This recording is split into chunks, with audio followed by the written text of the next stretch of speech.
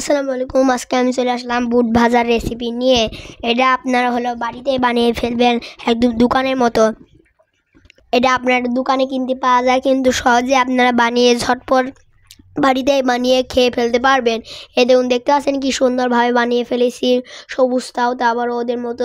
আর এটার সাথে এই ভিডিওতে মশলাও বানানো দেখিয়ে দেবো। এটার দেখতে পাচ্ছেন কি সুন্দরভাবে এরকমতে বানিয়ে দেখিয়ে দেবো। চলো ভিডিওটা শুরু করা যাক। প্রথমে আমরা এখানে বুট নিয়েছি। এখানে 1/4 কাপ বুট নিয়েছি।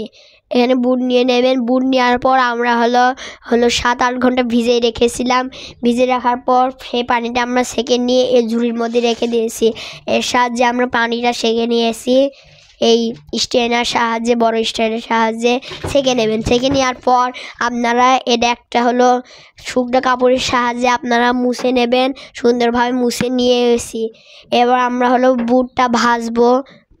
দেখতে পাচ্ছেন মুছে নিয়েছি, বুটগুলো নিয়ে নিয়েছি। 1/4 কাপ নিয়ে নেবেন। এবার চলো বুটটা ভাজা যাক।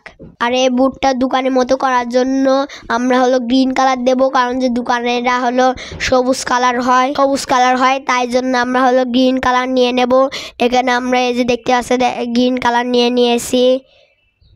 এখানে আমরা ফস্টার ক্লার্স কোম্পানির গ্রিন কালার নিয়েছি। এই দেখুন, এরকম কালারের গ্রিন কালার নিয়ে নেবেন।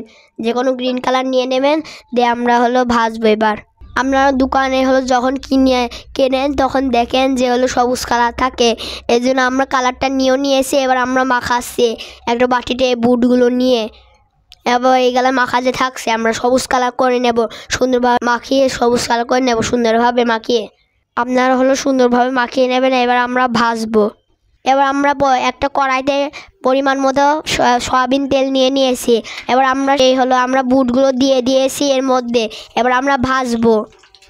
দেখতে পাচ্ছেন আমি নেড়ে চেড়ে নিতে থাকছি। আর যতক্ষণ নেড়ে চেড়ে নেবো, যতক্ষণ না এই বুটগুলো ভেসে উঠছে। দেখতে পাচ্ছেন এখন ডুবে আছে, এখনও ভেসে উঠেনি। আর এগুলো কালারও আছে। তাহলে আমরা নেড়ে চেড়ে নিতে থাকবো। এখানে নেড়ে চেড়ে নিতে থাকতে হবে। যতক্ষণ ভেসে উঠছে, তাও ভেসে ওঠার পর আপনাদের দেখিয়ে দেবো। এবার আমরা এই বুটের জন্য আমরা এখানে মশলা তৈরি করে নেব। এখানে মশলা তৈরি করার জন্য আমরা এখানে 1/2 চা চামচ বিট লবণ নিয়ে নিয়েছি, আর 1/2 চা চামচ সফট মশলা নিয়ে নিয়েছি। এখানে রাঁধুনি মশলা নিয়ে নিয়েছি, আর একটু আমরা ঝালের গুঁড়া নিয়েছি। দিয়ে আমরা এইগুলা মিশিয়ে নেব। সুন্দরভাবে মিশিয়ে নিতে হবে। আপনাদের রাঁধুনিটা দেখিয়ে দিয়ে যে আমরা এই রাঁধুনি মশলাটা নিয়েছি। এবার আমরা মিশিয়ে নেব। যেভাবে মিশিয়ে নিতে হবে। তাহলে আমরা মিশিয়ে নেওয়ার পর সেই মশলাটা আমরা এর মধ্যে ঢেলে দিয়ে সুন্দরভাবে মাখিয়ে নিয়েছি। আমাদের বুটটাও ভাজা হয়ে গেছিলো, সব তুলে নিয়েছি, দিয়ে মাখিয়েও নিয়েছি। এরকম করে আপনাদের বানিয়ে দেখিয়ে দিলাম একদম দোকানের মতো। ভিডিওটা কেমন লাগলো কমেন্টে জানাবেন। আর সাবস্ক্রাইব করবেন, লাইক করবেন, শেয়ার করবেন। আল্লাহ হাফেজ।